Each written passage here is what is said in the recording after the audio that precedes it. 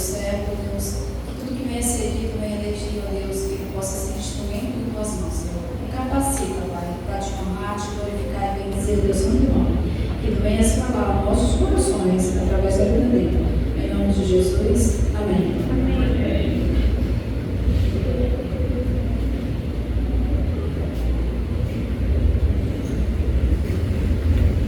A paz do Senhor Jesus a todos os irmãos. Amém? Irmãos, esse negócio aqui está muito alto, né? Eu sou baixinho. Olha aí.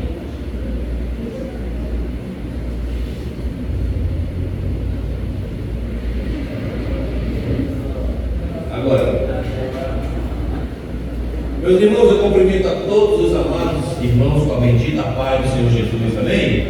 Para aqueles que não me conhecem, eu sou o pastor Mário Jorge, sou missionário dessa igreja. É com alegria que retorno estar aqui com os irmãos, pregando, compartilhando a palavra de Deus.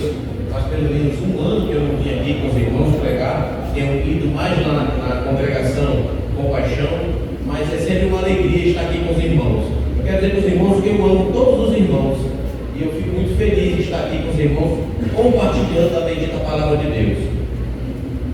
A título ainda de aviso, nós estamos com a classe de batismo, a turma de batismo em plena atividade, em pleno vapor.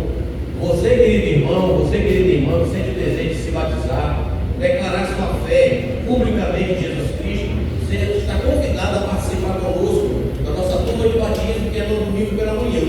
Nós temos aqui alguns irmãos que já fazem parte da nossa turma, estão empenhados, estão atentos, estão sedentos pela palavra, e isso é motivo de alegria, porque eu sinceramente, no meu coração, eu penso que é a forma mais saudável do crescimento de uma igreja através do batismo.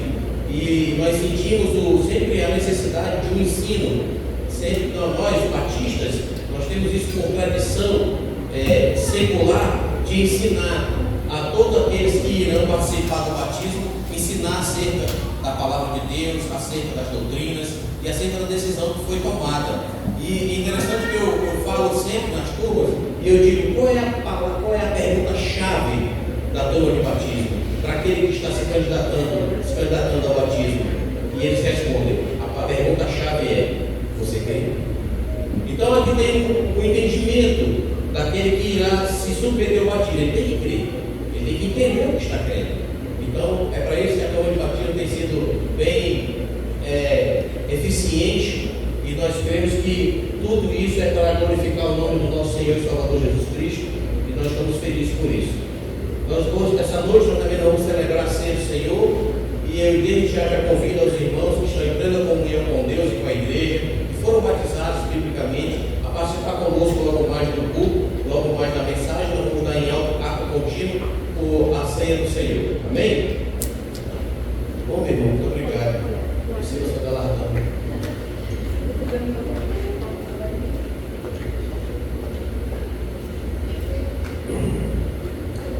Para a nossa reflexão dessa noite, queridos irmãos, eu convido a igreja a se pôr de pé, gentilmente, vamos se pôr de pé em referência à palavra do Senhor.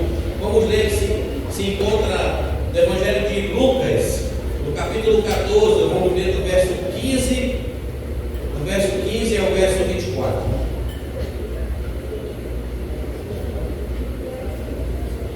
Evangelho de Lucas, capítulo 14, do verso 15 ao verso 24, diz assim a palavra de Deus, na minha versão, do 15 em diante, diz assim: ora, ouvindo tais palavras, um destes que estavam à mesa disse-lhe: bem-aventurado aquele que comer pão no reino de Deus.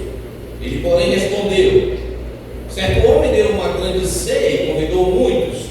À hora da ceia enviou o seu servo para avisar os convidados: vinde, porque tudo está preparado. Não obstante, todos a uma começaram a excusar-se. Disse o primeiro: comprei um campo e preciso ver, rogo-te que me tenhas por excusado.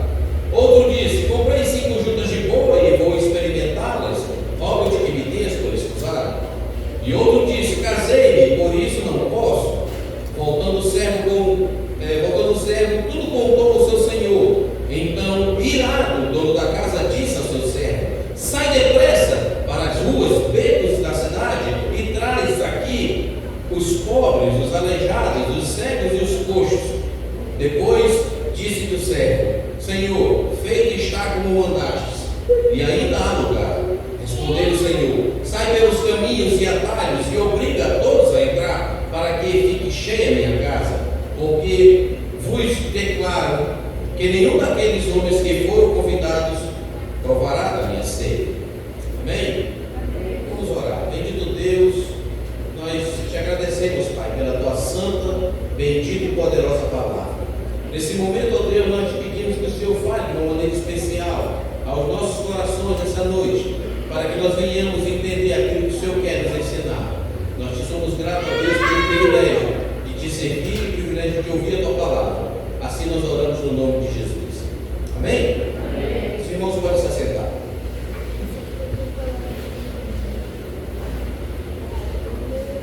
Meus irmãos, era para mim estar em Anamã. Nós estávamos com uma viagem marcada na sexta. Nós iríamos visitar uma comunidade que é predominantemente católica. E nessa comunidade nós conseguimos um contato de um rapaz que conhece um missionário que mora lá em Anamã. E nós, através de ligações, mensagens, nós conseguimos ter dele a confirmação que nós iríamos fazer um culto na casa dele. E isso é uma porta aberta para toda a comunidade. A nossa ideia era trabalhar no sábado todo, visitando todas as casas. Uma comunidade é bem grande e cada casa linda, irmão, só os irmãos vendo. Anamã é um município que qualquer enchente, por menor que seja, Anamã vai para o fundo. E as casas lá, todas elas são de 3 pisos ou de madeira. Cada casarão lindo. E nós estávamos muito empolgados. Sejam bem-vindos, meus irmãos, Deus abençoe. E nós estávamos muito empolgados para chegar nessa comunidade. Então o pastor Zenedo me ligou, pediu para que eu pudesse vir. No momento eu disse a ele que eu estava ocupado, mas depois eu liguei de novo, fiquei com o coração apertado. Queria estar aqui com os irmãos. Pensei na turma de batismo. E disse: eu não posso ir, não fiquei em paz. Eu liguei de novo para ele: não, eu não vou. Vamos voltar ao plano inicial. E aí, não, tudo bem, fica tranquilo, está tudo certo. Então, estou aqui com os irmãos, é uma alegria estar aqui com os irmãos. E nós adiamos a nossa chegada até aquela comunidade, mas não vai faltar oportunidades. Tem muita, a irmã falou, tem muito. O Amazonas é muito grande, o irmão sabe. O Amazonas é muito grande, então nós temos muita oportunidade de pregar o Evangelho. Muitas pessoas estão precisando de ouvir. Retornei há 2 semanas de Barcelos, onde tivemos uma viagem muito produtiva. Através da minha vida, Deus me usou de uma maneira especial para 5 pessoas. 5 pessoas aceitaram Jesus com oração e confissão. E muitas outras pessoas ouviram o Evangelho. Nós visitamos 3 comunidades indígenas ao longo do Rio Negro. E nós observamos a grande necessidade da pregação do ensino bíblico. As pessoas não têm convicção de salvação. E é uma das nossas ênfases dessa turma de batismo, é levar a convicção de salvação. A primeira lição é essa: Jesus quer que você tenha convicção de salvação. Então isso é motivo de alegria, essa turma de batismo. Vai em direção àquilo que nós temos observado nas comunidades e aquilo que Deus colocou no nosso coração em levar o ensino bíblico, teológico, de uma maneira que as pessoas possam entender o plano de salvação de Deus para toda a igreja. Amém, meus irmãos? Eu sou grato por essa igreja, por esses irmãos que me abençoam, que oram por mim, que apoiam o meu trabalho, apoiam e dão pelo carinho sempre nas comunidades que eu tenho visitado, que eu tenho andado por esse Amazonas. E graças aos irmãos, eu tenho chegado cada vez mais longe. Dentro de breve, eu acredito que eu já não vou precisar trabalhar na oficina. Vou ficar só exclusivo na obra missionária, na pregação e no ensino da palavra de Deus. Sou grato a Deus, irmãos, que Deus abençoe cada um. Amém? Queridos irmãos, o texto que nós lemos se trata de uma das parábolas do capítulo 14 do Evangelho de Lucas. Jesus inicia o capítulo 14 operando milagres de cura de uma pessoa hidrópica, né? Uma pessoa hidrópica é uma pessoa parecida comigo, assim, com um buchão. e ele curou, né, o hidrópico. E também ele tem uma certa, algumas conversas, alguns diálogos com os mestres da lei, como os escribas, fariseus, a respeito da primazia do lugar, da ceia, na sinagoga. E Jesus passa a ensinar sobre humildade, sobre a pessoa saber se colocar, se comportar. Então ele inicia o texto que nós lemos, no capítulo 15, dando uma resposta a alguém que estava à mesa. Ele estava na mesa, conversando com essas pessoas. E alguém na mesa falou isso aqui. Ele disse assim, bem-aventurado, o texto começa assim, ouvindo tais palavras, um dos que estavam à mesa, com ele, Jesus, disse, bem-aventurado aquele que comeu o pão no reino de Deus. Então Jesus, ele, porém, respondeu. Aí ele conta essa parábola. Certo homem deu uma grande ceia e convidou muitos. Então essa parábola é uma resposta para aquele homem. A gente não sabe que homem foi esse. A Bíblia não diz quem é, mas certamente era um dos participantes daquela mesa, daquela ceia, daquele almoço, daquele jantar que Jesus estava participando, e que tinha a ideia, era um judeu que tinha a ideia de que no futuro, na eternidade, os judeus iriam participar da ceia com os patriarcas, com Abraão, com Jacó, com Isaac, e essa é a ideia dos judeus. No entanto, Jesus chama a atenção a esse homem, contando essa parábola, que a coisa não é bem assim, não vai ser desse jeito, né? Jesus conta essa parábola, e discorrendo essa parábola, eu quero tratar com os irmãos essa noite de algumas lições que me saltam aos olhos, aquilo que para mim é relevante, eu quero compartilhar com vocês, amém? Então, para que nós possamos entender essa parábola,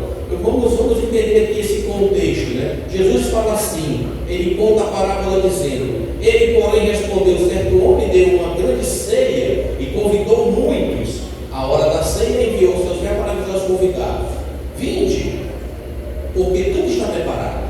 Meus irmãos, na cultura judaica daquele tempo, naquela região, uma ceia, um banquete, uma festa, o convite era feito muito antes. Todos que iriam participar daquela festa, daquele banquete, eles eram antecipadamente convidados. Então ninguém ia para o banquete, para a festa, sem que não fosse convidado antes. Por quê? A ideia da comunidade israelita era que não poderia haver desperdício. Eles queriam saber exatamente quantas pessoas iriam participar para que eles pudessem preparar comida suficiente para aquelas pessoas. O desperdício não era bem visto por aquela sociedade. Então eles queriam antecipadamente convidar as pessoas que iriam participar, e aqueles que não queriam ir ou que não poderiam, já iam dizendo, olha, eu não vou poder ir, tá? E aí o anfitrião já haveria de fazer os seus cálculos. Então ele prepara a ceia, convida e pede para os seus funcionários ir na casa dos convidados. Olha, pode ir, que tal hora pode vir, que já vai estar tudo preparado. Então os funcionários já iam, né, à procura dos convidados nas suas casas, nos seus locais de trabalho, onde eles estavam, sabendo que eles já eram convidados antecipados. Então ele é surpreendido. Não obstante, todos a uma começaram a excusar-se, ou começaram a dar desculpas, começaram a recusar. Disse o primeiro: comprei um campo e é preciso ir vê-lo. Rogo-te que me tenhas por excusado. Esse rapaz aqui, esse personagem que diz que comprou um campo e precisa ir. Imagine que o banquete irá ser servido às 8 horas da noite. Os funcionários saíram 4 horas da tarde para avisar os convidados. E o sujeito disse que não pode ir porque comprou um campo e precisa ver. Isso soa com muito mau gosto, muita falta de educação, mas sobretudo uma desculpa muito esfarrapada, porque como o judeu comprar uma propriedade, isso é um processo demorado. O judeu vai ver como é que aquela propriedade se comporta no verão, como é que ela se comporta no inverno, ele vai ver se aquela propriedade é produtiva ou não. Não é algo simples. E ele saiu mais ou menos no rapaz vai ter pouco tempo para observar essa propriedade. Ele disse que comprou um campo, precisa ver. E pede desculpa por a sua ausência. Aí o outro diz assim, logo que me descusado, o outro diz: comprei 5 juntas de boi e vou experimentá-las. Logo que me tenhas por escusado. 5 juntas de bois quer dizer que são 10 animais, é um par. E ele vai experimentar. Faz até uma ideia. Eu sou mecânico há mais de 30 anos, eu já fiz centenas e centenas de avaliação veicular para meus amigos, clientes, até pessoas que eu nem conheço, para saber se o carro está bom ou não. E a gente não compra um carro no escuro, a gente não compra um carro sem testar antes. E esse rapaz está indo experimentar 10 bois no escuro. É meio complicado, né? Então, assim, é uma desculpa mais esfarrapada ainda. A coisa está ficando cada vez pior. Os convidados desse anfitrião, ele convida esse rapaz, essa pessoa, e a pessoa diz que vai experimentar juntas de boi no escuro. É difícil entender, né? Aí esse terceiro, irmãos, os especialistas dizem que é o pior de todos. A desculpa dele é a pior de todos. O terceiro diz assim: o outro disse, casei-me e por isso não posso ir. O casamento naquela região é o casamento que dura uma semana. E o casamento, eles são arranjados anos antes. E a festa, ela dura uma semana e os preparativos demoram 2, 3 semanas. Então, no dia que essa pessoa que disse que casou foi convidada, ele sabia que ia casar. Como é que pode, no dia do banquete, ele disse que está casando, né? Casei-me. Em Deuteronômio diz que o casamento ele pode excluí-lo de uma obrigação militar, mas não pode excluí-lo de uma obrigação social. Isso soa muito mau gosto. E esse rapaz disse que ele casou, não posso ir. Os especialistas acham que esse rapaz não ia casar, coisa não. Esse rapaz ia para outro lugar. Provavelmente estava traindo alguém, provavelmente estava se prostituindo. É por isso que ele fala isso. Então, é por isso que ele diz que essa foi a desculpa mais esfarrapada que alguém poderia dar para aquele anfitrião. E é por isso que, depois disso tudo, voltando o servo, tudo contou ao seu senhor. Então, irado, o anfitrião ficou irado, ficou chateadíssimo. E não era por menos, porque essa era a cultura. Era como se nós convidássemos os irmãos para o culto e no horário chegasse aqui todo mundo aqui para ouvir a palavra de Deus, a igreja fechada. E mais tarde, o pastor chegasse à frente da igreja e aí a turma ainda ia ajeitar os instrumentos e os irmãos ficassem sentados aqui esperando a gente arrumar ainda o culto. Então era de um mau gosto muito grande. E ele ficou irado, esse anfitrião. O dono da casa disse ao seu servo: sai depressa, vai às ruas, os becos da cidade, traz para aqui os pobres, os aleijados, os coxos e os cegos. Meus irmãos, ele ficou irado, então ele abriu precedente para aqueles que raramente ou possivelmente nunca iriam participar de um banquete como esse. Ele mandou os seus servos saírem nas ruas, nos becos, nos lugares mais afastados, ou seja, ele andou atrás daqueles que são os reclusos, né? Aquelas pessoas que estão separadas do poder público, da sociedade, os coxos, os cegos, os aleijados. Essas pessoas estão afastadas do convívio social, elas estão afastadas do convívio espiritual, elas não podem entrar na sinagoga para que não contamine ninguém, elas estão afastadas também do convívio familiar. As suas famílias colocam ela à parte. Nós temos visto que no Evangelho de Mateus, no capítulo 8, aquele homem leproso que foi purificado por Jesus, ele enfrenta tudo isso, ele enfrenta a sociedade, ele enfrenta os leprosos quando entravam na cidade, tinha que entrar badalando um sino para dizer, para ninguém tocar neles, para não ficarem impuros. E esse homem, eu faço referência no Evangelho de Mateus, teve muita coragem e pede para o Senhor: Senhor, se tu queres que o Senhor me limpe. E o texto diz que profundamente compadecido, Jesus disse: eu quero, fica limpo. Então, e naquele momento ele é curado. Então, essas pessoas, um coxo, um cego, também não tinha dinheiro para comprar uma propriedade, então, ou uma junta de boi. E o cego provavelmente nunca iria se casar. Então, esse anfitrião ele abre precedentes para essas pessoas que não queriam ter uma oportunidade de que estava presente no banquete tão requintado. E eles tiveram, né? E aí vem um texto, que é o título da nossa mensagem. Disse o servo: Senhor, feito está como mandaste, e ainda há lugar. E ainda há lugar. Meus irmãos, esse anfitrião, ele fez de tudo para que ele viesse sua caixa cheia.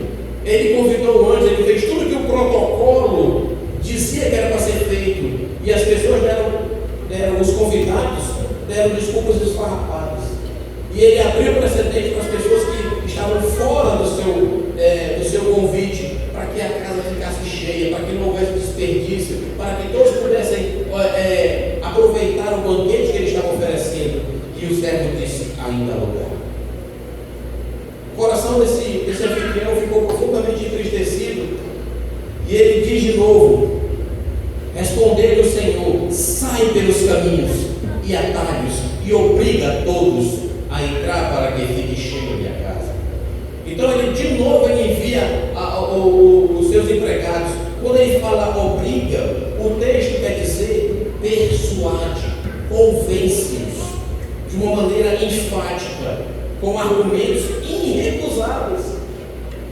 Irrecusáveis. Eu fico imaginando aquelas pessoas que estavam na beira da estrada, que estavam jogadas nas sarjetas, dormindo em cama de papelão, aquelas pessoas que estão lá na feira da Panaí, estão lá na Manaus Moderna, essa hora estão tudo queimando pedra de crack, sendo convidadas para o banquete do rei, para o banquete do Senhor, o banquete do anfitrião. Elas ficaram sem saber o que fazer, ficavam totalmente deslocadas, mas essa era a ideia, que viesse para fazer, porque a ideia do Senhor era porque ele queria ver sua casa cheia, para que fique cheia a minha casa.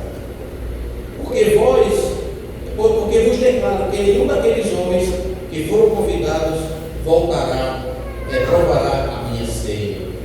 A revolta do anfitrião foi tão grande, ele ficou tão chateado, que ele abriu precedente para as pessoas que provavelmente nunca iriam participar de um banquete.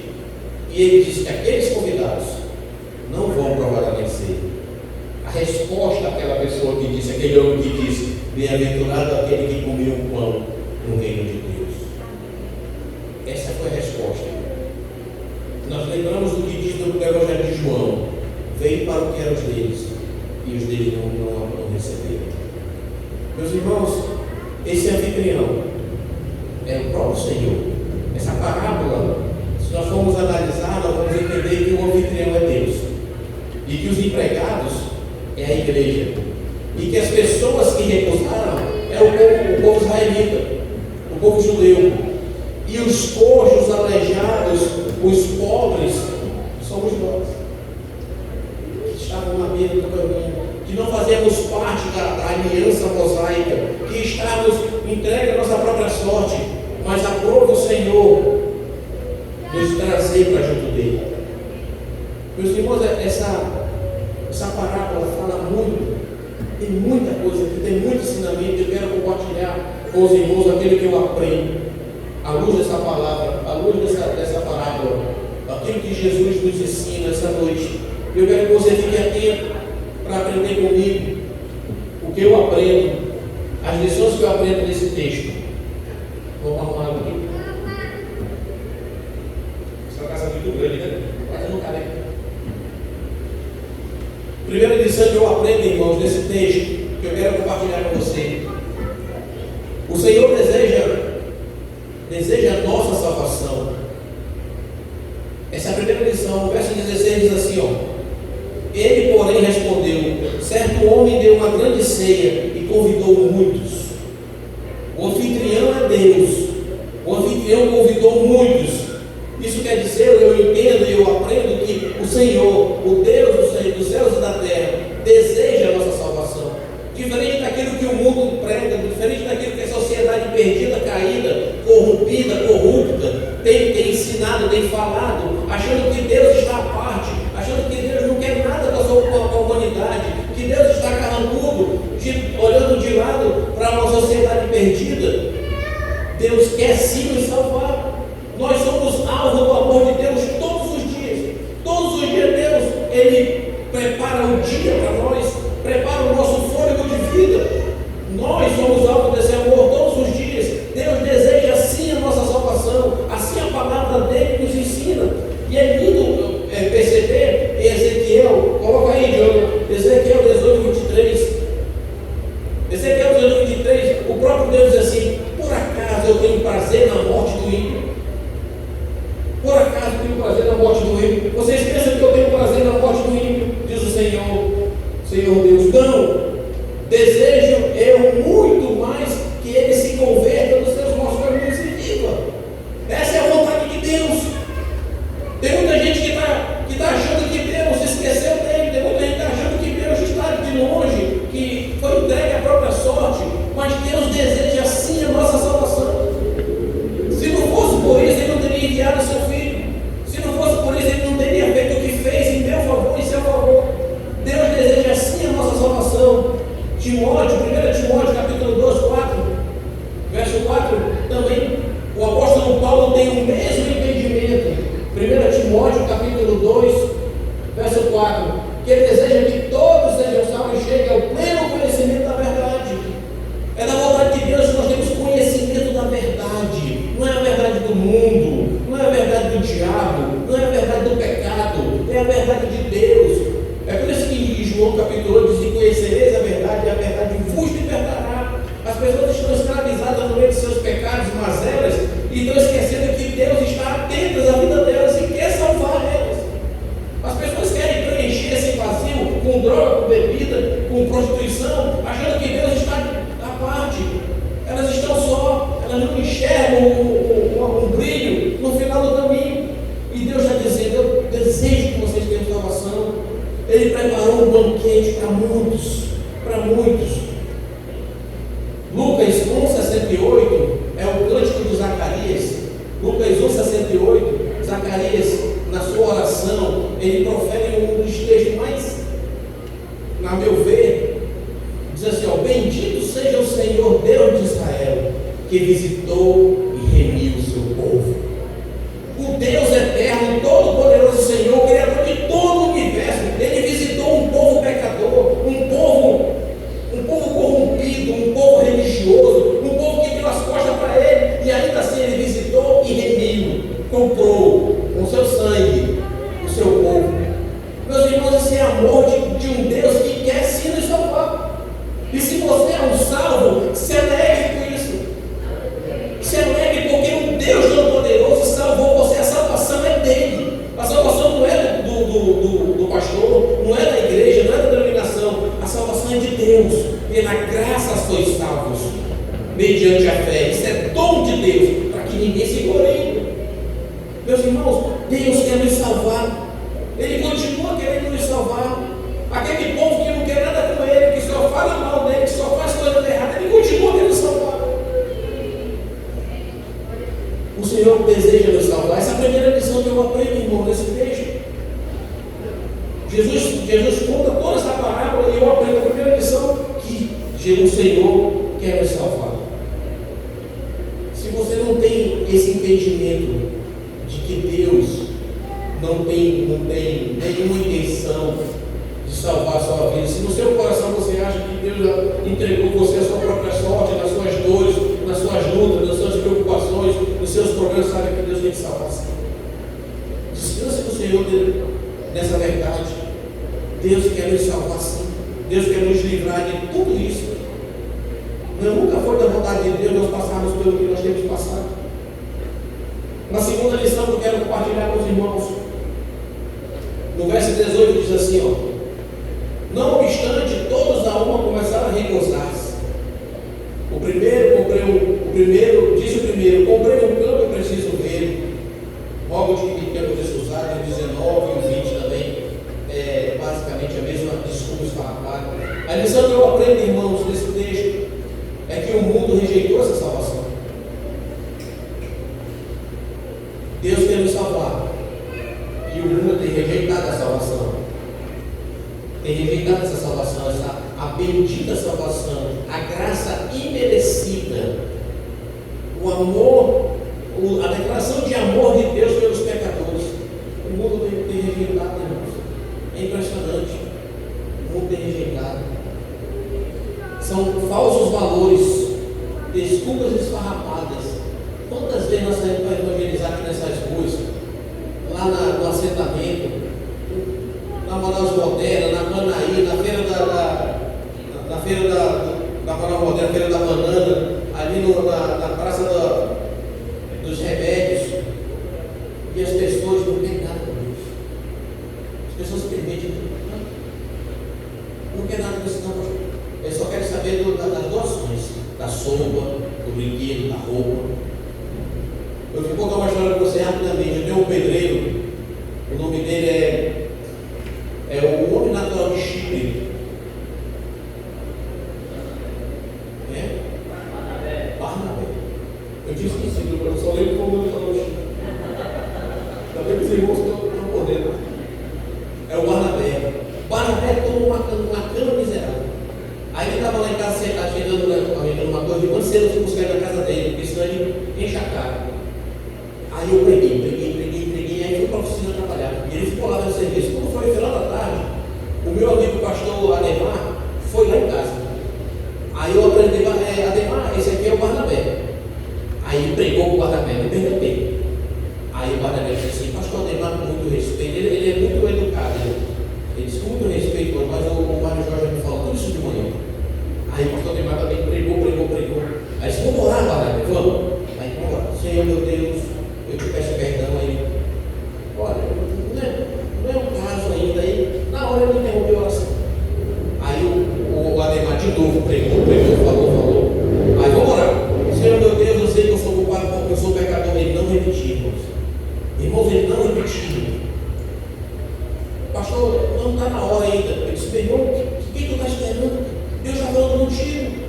A palavra está sendo pregada, está sendo ensinada. Por que tu está esperando? Tem algum inimigo aqui, tu me conhece, tu quer se animar? Vamos orar. Pela terceira vez ele recusou. Ele não conseguiu orar. Para aqueles que não entendem, para aqueles que negam o livre-arbítrio, o Barnabé acabou de exercer o livre-arbítrio dele. Ele não quis nada com Deus. Ele rejeitou a salvação de Deus. Muitos estão assim, irmãos, que nem aquele o povo de Israel que rejeitou a salvação de Deus através de Jesus. O Messias estava lá. Os escritos proféticos do Antigo Testamento diziam que o Messias era aquele que iria dar vista aos cegos. Um dos sinais do Messias é esse. E no capítulo 9 de João, ele chega com um cego de nascença e cura ele instantaneamente. E as pessoas inventam, glória a Deus, o Messias está aqui. Não, quiseram matar Jesus. As pessoas recusam a salvação. As pessoas não querem saber nada de Deus. A igreja trabalha, a igreja se esforça, a igreja prega, a igreja ensina, a igreja distribui doações para todo lado e as pessoas simplesmente dão as costas para Deus. Quando for no dia do juízo, eu não vou ter como dizer, eu não sabia. Nós estávamos voltando de Altaz, na balsa. Eu e o pastor Cláudio, eu morrendo de sede. Eu disse, pastor Cláudio, vamos conhecer a gente todo um copo d'água. Aí um rapaz de uma picape ouviu, disse, não, eu tenho água aqui. Aí a gente não perdeu tempo, começou a pregar Jesus para esse homem, o nome dele é Silvio. E falando de Jesus com tudo que a gente podia naquele momento ali. Bebendo água, e aproveitando, que era R$4 uma garrafinha, a gente passou a beber água dele. Aí o cara fazia balançar a cabeça. Aí eu vi que dali não ia sair nada. Aí eu disse, Silvio, me permita falar uma coisa. No dia que você estiver diante de Deus, você não pode dizer que não ouviu. Você não pode dizer, Senhor, eu não sabia. E o Senhor vai dizer para ti, tu sabias. Tinha 2 doidos que falou para ti a respeito de Jesus. Meus irmãos, as pessoas elas vão ter uma surpresa, chegar diante de Deus e dizer, pai, eu não sabia. Sabia. Foi pregado, foi ensinado. As pessoas não têm convicção de pecado. Elas são seduzidas pelo pecado. Elas não querem obedecer, não querem submeter. Elas vivem numa cegueira espiritual, numa religiosidade sem fundamento, teologicamente furada. As pessoas preferem se justificar o próprio erro. Elas olham para o pecador e dizem assim, aquele ali está pior do que eu. E elas já se contentam com isso. As pessoas não têm entendimento de que o pecado, o resultado do pecado é a morte. E não vai ter STF, não vai ter embargo de infringente, não vai ter recurso, não vai ter nada. Vai ter que se cumprir o que Deus diz que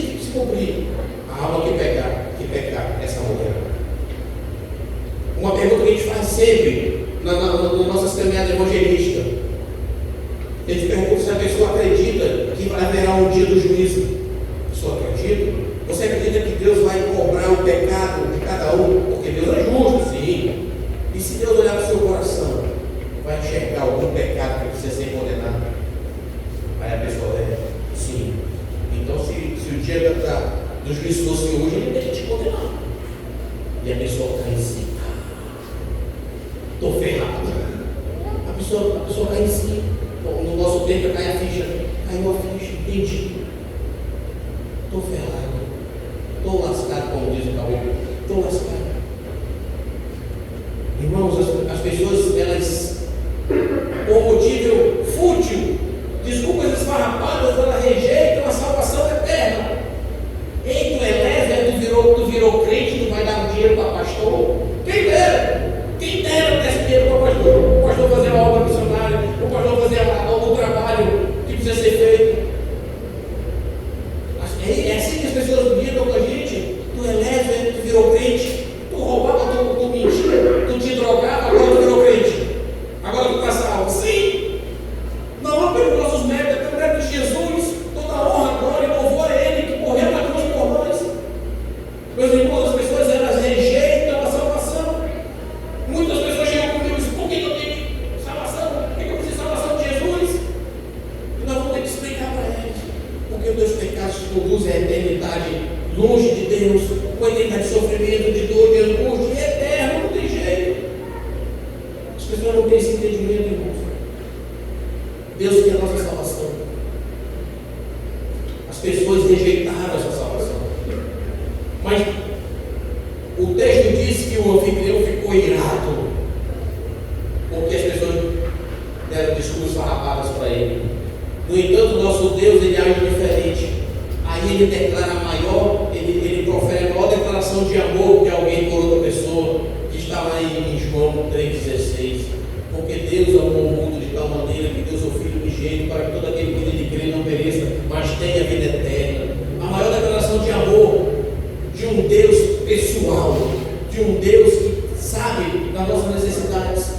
E aí ele vem na nossa terceira lição.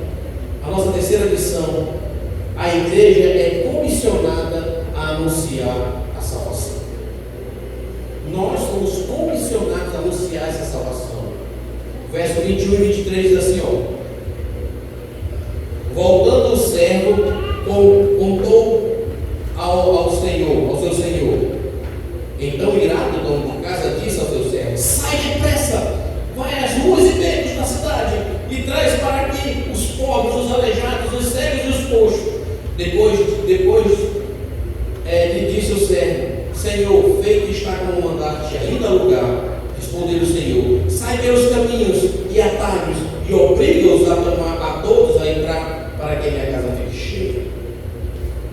Meus irmãos, esses servos somos nós, eu e você. No momento que você entendeu que você é pecador, no momento que você entendeu que você precisa de Jesus Cristo como seu Senhor e Salvador, e que você entregou a sua vida a Ele, você naquele momento, Deus decretou no livro da vida, escreve o nome dele no livro da vida. Ele está salvo, ele é um salvo em Jesus Cristo, através da fé dele. Naquele momento você foi comissionado, e por todo mundo e pregar o evangelho a toda criatura. Ah, pastor, eu acho que era só o pastor, ou a liderança. Não, é toda a igreja. Toda a igreja. Ah, pastor, mas eu não sei falar. Fale seu testemunho.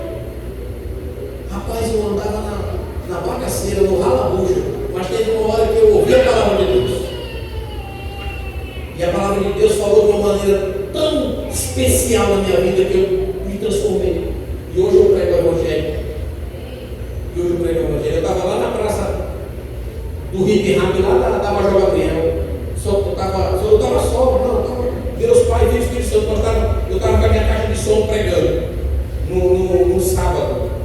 E estava empolgado pregando assim, eu vejo uma mãozona no meu ombro. Era o meu amigo, meu irmão, o policial militar, estava até fardado, o Frank é o sargento Brandão, que eu olhei, porque lá uma vez o cara puxou um testado para mim. Aí eu disse: vem que eu vou te dar para me profanar. E corro. Aí, dava tempo de correr pelo meio. Aí eu me assustei. Aí ele: Jorginho!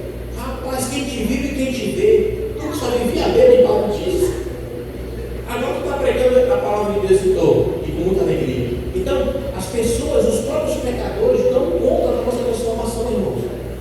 Dão conta da nossa transformação.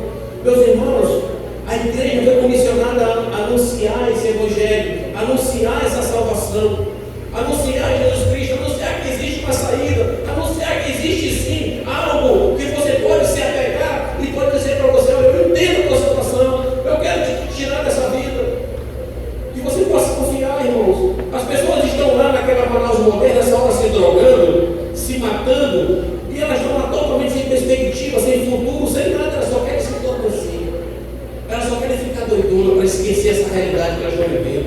As pessoas chegam lá e elas, para trabalhar, aí elas ganham um dinheirinho, compram droga, aí elas se drogam, aí elas carregam mais um bocado de banana, aí compram mais droga. E depois elas vão lembrar de comer, e assim entra dia e sai dia, elas morrem lá e ninguém dá definição. Não tem nenhuma autoridade que se importe com elas. Não tem nenhum poder público que diga: olha, nós temos um projeto para você.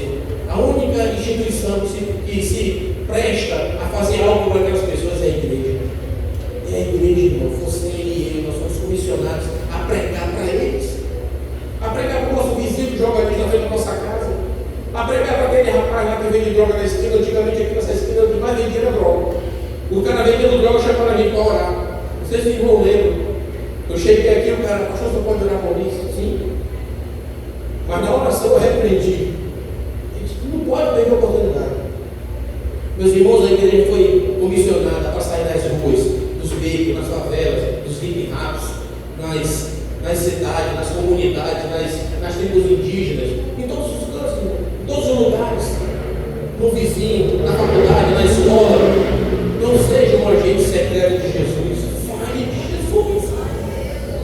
Fale de Jesus. Fale desse amor que transformou a sua vida, do evangelho que te resgatou. E se você ainda não tem essa convicção, meu irmão, não perca tempo. Não perca tempo. Seja também um missionário, seja também um comissionário. Fale de Jesus. Ah, pastor, mas eu não entendo. Então busca o entendimento através da palavra. Não te afasta desse livro. Diz lá, o próprio Deus falando para Josué: não te afasta desse livro da lei. Não te afasta desse livro que revela a vontade de Deus para nossas vidas. Nós temos visto que muitos se afastaram do ensino bíblico e estão agora caminhando por caminhos que não é o caminho de Deus. Estão em onda, em movimento, entrando numa roubada, numa mentira, num bolo. Meus irmãos, é através da palavra de Deus que nós entendemos o plano de salvação.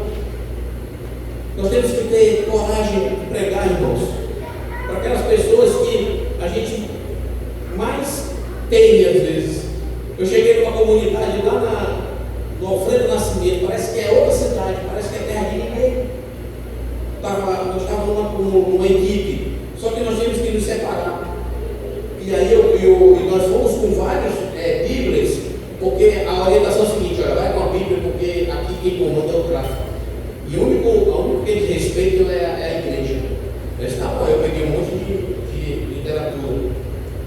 Aí eu fui no local, aí eu olhei assim, eu estava sem óculos, e vi assim vários jovens, né? Aí eu disse: eu gostei de vocês. Aí eu estava vendo. Aí eu fui, meu irmão, que eu cheguei perto. Os caras estavam tudo armados. Era do tráfico mesmo, irmão. Aí eu gelei, mas eu já estava lá, né? Aí eu disse: olha, eu sei que vocês estão trabalhando, mas eu quero só orar por vocês, tá bom? Eu posso orar por vocês?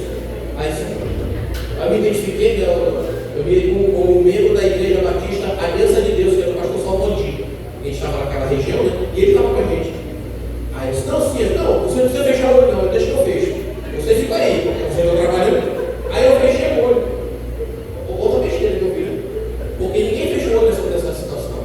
Uma vez uma mulher me deu uma mãozada para mim, eu fico com o olho fechado. Aí eu fechei o olho, eu pensei: a faca, eu lembrei do Chicó, né? E a faca dos incentão entre macia no meu rosto. E eu fechei o olho e comecei a orar. Aí o cara disse assim, eu falei: esses jovens estão trabalhando, Senhor, protege eles, livra eles do mal, da violência. Aí o cara disse: trabalho miserável esse. Irmãos, a gente se mete em cada situação. Mas eu estou falando com meus amigos, tudo pelo Evangelho, tudo pelo reino. Se eu tiver que morrer pregando o Evangelho, eu estou preparado para morrer pregando o Evangelho. Se eu tiver que naufragar nesses rios aí, na mente baixa, o rio só de bom de noite, 10 horas, 11 horas da noite, eu estou preparado. Eu não consigo nadar 1 minuto só, aí eu vou fundo. Se eu tiver que morrer afogado, eu vou morrer. Estou preparado para morrer. Minha jujuba não gostou ainda, mas eu estou preparado. Eu estou que nem Paulo e Silas que gastam a vida pregando o Evangelho. Meus irmãos, eu fui comissionado para pregar esse Evangelho. Eu tenho plena convicção do meu chamado missionário, evangelístico, seja o que for. Eu tenho plena convicção de que Deus me chamou do não passar o pecado para pregar o Evangelho. Meus irmãos, você tenha também essa convicção. Que no seu coração há uma vontade incontrolável. Eu preciso falar de Jesus. Eu já conheci Jesus, eu sei quem é Jesus. Ele é meu Senhor, meu Salvador. Eu não posso perder a oportunidade de pregar para o meu amigo, meu familiar que está morrendo, está embaixo dos lábios em direção à perdição, e eu não falar de Jesus. Eu estou muito bem no meu banquinho de salvo. Meus irmãos, tenha essa mesma convicção. Deixe a vergonha de lado. A Bíblia diz assim, que eu esqueci. Lembra aí, pastor? Romanos 1,16. Pois não me envergonhe do Evangelho, pois o Evangelho é o poder de Deus para a salvação de todo aquele que crê, primeiro do judeu e depois do grego. Tem aqueles que se envergonham, tem aqueles que são uma vergonha, mas nós somos aqueles que não se envergonham. Nós não nos envergonhamos de pregar o Evangelho. Já falaram isso para mim, você, lá na comunidade. Pastor, o senhor tem vergonha? Eu sou sem vergonha. Não, o senhor não tem vergonha de pregar. Não, eu não. O cara pode me bater, pode me xingar, eu vou pregar. Eu vou pregar. Meus irmãos, essa é a última lição que eu quero compartilhar com vocês, irmãos. O Senhor deseja a nossa salvação. O mundo rejeitou essa salvação porque não conhece o amor de Deus. Mas a igreja foi comissionada a anunciar essa salvação. O banquete está mesmo, irmãos. O convite é gratuito. Todos somos convidados. Jesus diz assim: vinde a mim todos vós que estão cansados, sobrecarregados, que eu vos aliviarei. Todos. Não é para preto, nem para branco, nem para rico, nem para pobre, para gordo, para magro. Não, é para todos. Todos são convidados a participar. O desejo de Deus, irmãos, é que a sua casa fique cheia. E a gente olha daqui, ali dá lugar. E tanta gente se perdendo aí. Tanta gente se perde aí. Eu falei hoje, eu estive lá na Compaixão. Eu disse: irmãos, que evangelho que nós estamos pregando? Eu perguntei: quantos ministérios tem aqui na comunidade aqui, no assentamento? Pastor, tem 7. Nós contamos, tinha 7. Que evangelho está sendo pregado? Por que não transforma as pessoas? Porque todo dia que a gente chega aqui tem essa sofrência tocando aqui. Tem gente se trocando, tem gente se bebendo, tem gente se prostituindo. Que evangelho é esse que não transforma pessoas? Ainda há lugar, irmãos. Meus irmãos, ainda há lugar para aquela pessoa que a gente sabe que precisa ouvir o Evangelho. Lembre disso quando você for essa noite orar a Deus, esse Senhor, eu sei que ainda há lugar, Senhor. Me ajuda a preencher esse lugar. Me ajuda, me dá coragem, entendimento da tua palavra, para que eu possa pregar para essa pessoa, para que ela possa ocupar o lugar dela na mesa do rei, no banquete do Senhor, na eternidade. Se isso aqueceu seu coração, meu irmão, se isso fez algum sentido para você, você é um comissionado. Você é um comissionado. Se você não sabe como fazer, Deus vai te orientar.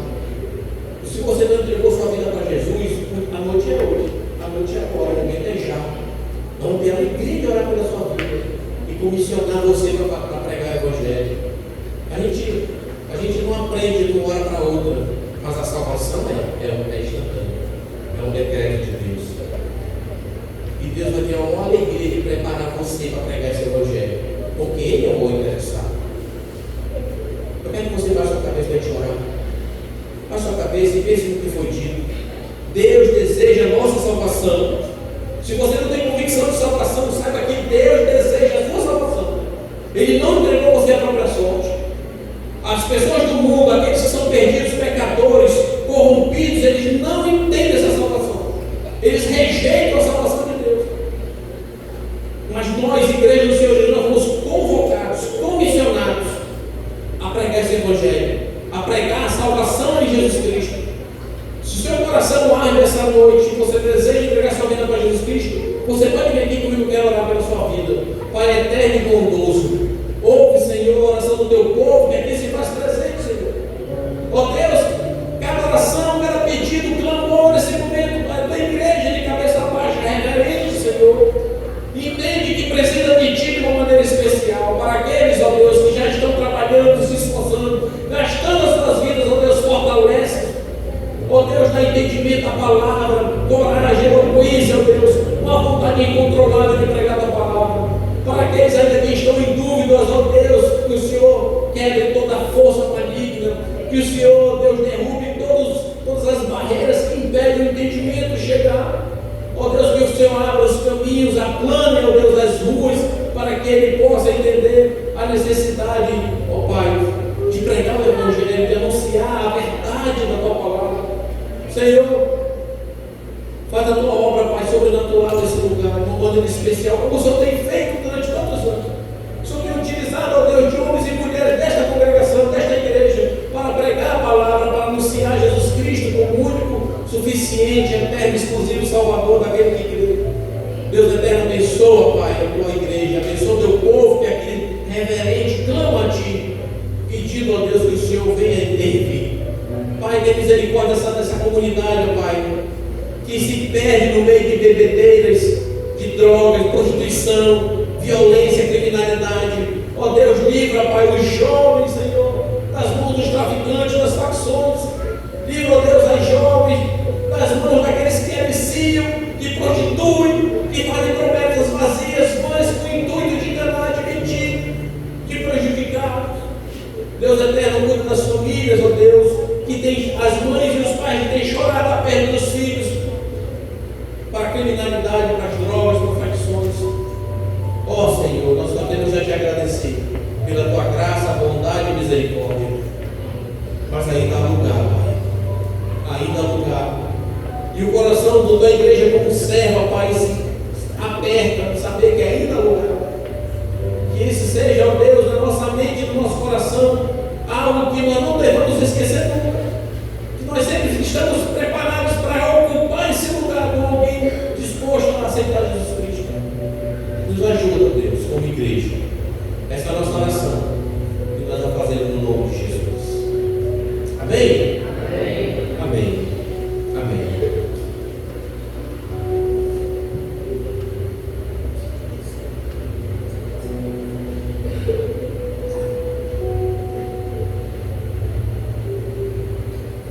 Haverá uma apresentação agora, e logo após a apresentação nós iremos celebrar a ceia.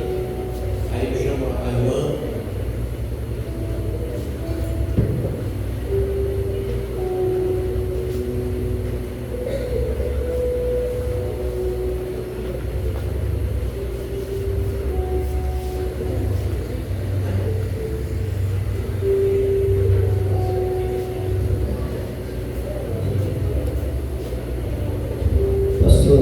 Eu seria do programa para todo dia de ceia ter uma família que vai fazer uma apresentação, né? E vai ter um momento no culto, uma participação. Então, hoje ficou a família comigo, mas acho que talvez não foi bem comunicado, né? Aí eu estou relembrando aqui o pastor.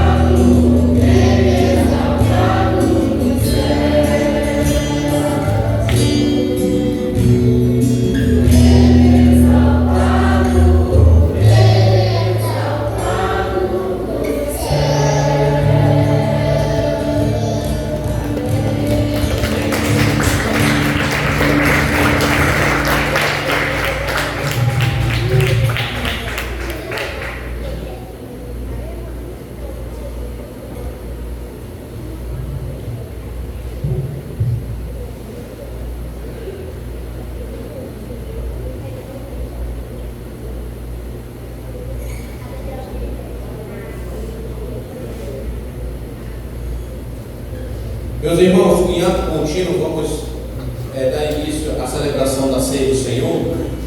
Eu quero ler com os irmãos a instituição da ceia. Se encontra no Evangelho de Marcos. Nós vamos ler no verso 22 ao 25, diz assim, ó. E enquanto comiam, tomou Jesus um pão e abençoou e partiu e disse-lhes, e deu-lhes, dizendo: tomai isto que é meu corpo. A seguir tomou Jesus um cálice e, tendo dado graças, deu aos seus discípulos, e todos beberam dele. Então lhes diz: este é meu sangue, o sangue da nova eterna aliança, derramado em favor de muitos. Em verdade vos digo que jamais beberei do fruto da videira, até aquele dia em que hei de beber novo no reino de Deus. Irmãos, essa é a instituição da ceia. A ceia do Senhor é uma ordenança de Jesus Cristo à sua igreja. Ao passo que a segunda ordenança, que é o batismo, é uma declaração pública da sua fé em Jesus, a ceia é uma declaração pública da sua comunhão com Deus e com a igreja. Então, a nossa orientação para os irmãos é que você que está em plena comunhão com Deus e com a igreja, foi batizado biblicamente, você está convidado a participar da ceia do Senhor. Você que ainda não foi batizado, você espere um pouquinho, vai chegar o seu momento, do ano de batismo, vai chegar o momento, mas aqueles que já foram batizados, você está convidado a participar conosco da ceia do Senhor. Amém? Quero convidar os diáconos, os irmãos que irão fazer a entrega dos elementos, a estar aqui conosco.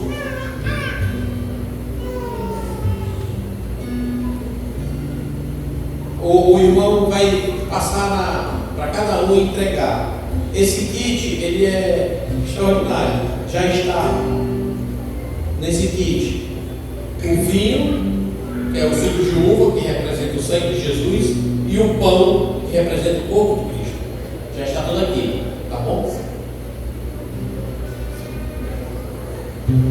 Somos o teu sangue fez assim.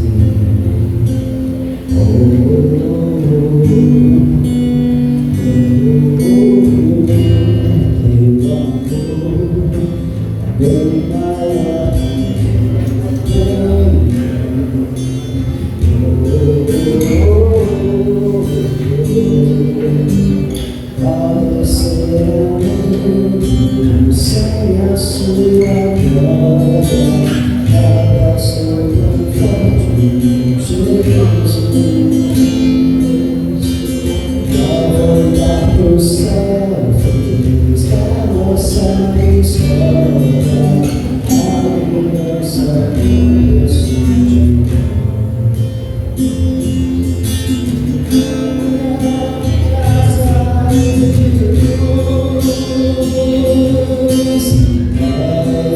Deus.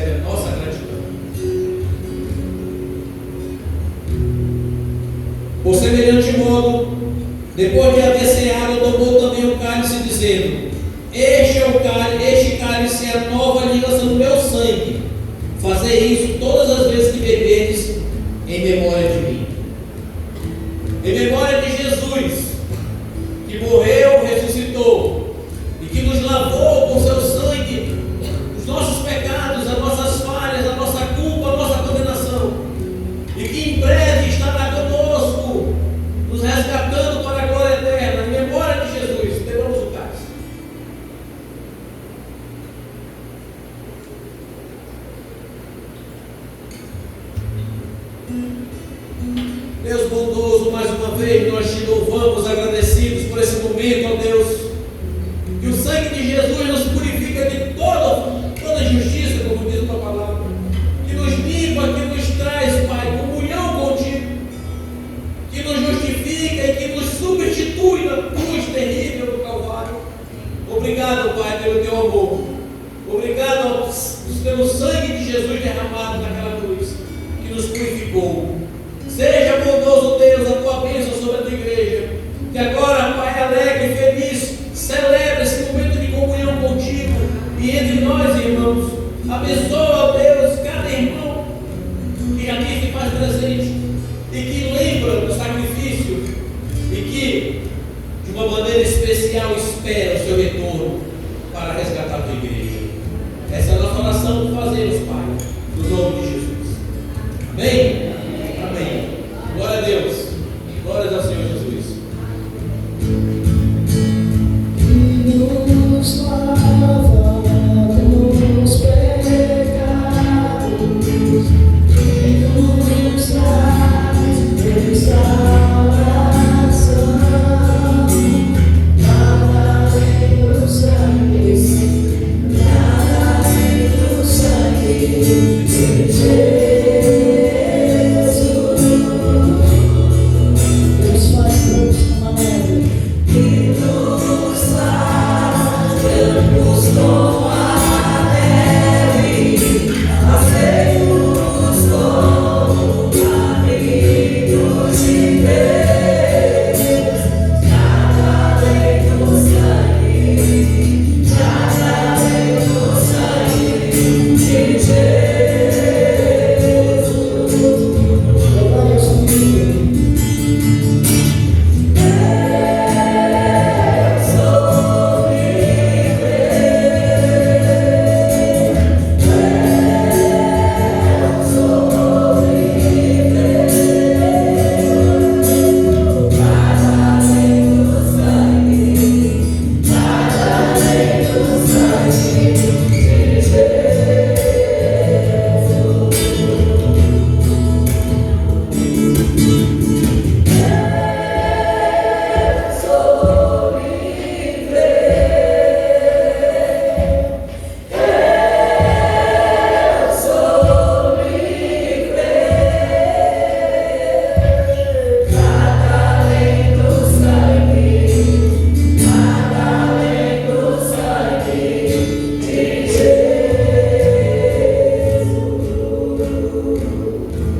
Queridos irmãos, nós vamos dar encerramento desse culto de gratidão, de louvor, de exaltação ao nome do Senhor Jesus. Esse momento muito é um momento extraordinário. Sentir a presença do Senhor, a comunhão com o Senhor. Isso é motivo de alegria, irmãos. A igreja ela tem esse privilégio de sentir essa comunhão. Vamos orar para encerrar. Bondoso Deus, nós te agradecemos, Pai, por teu amor, pela tua graça. Obrigado, Deus, pela tua palavra que nos chama a atenção para aquilo que o Senhor quer que cada um de nós façamos. Obrigado por esse momento de comunhão com o Senhor, que apesar das nossas falhas e pecados, o Senhor nos perdoa e nos purifica através do sangue de Jesus, nosso Senhor.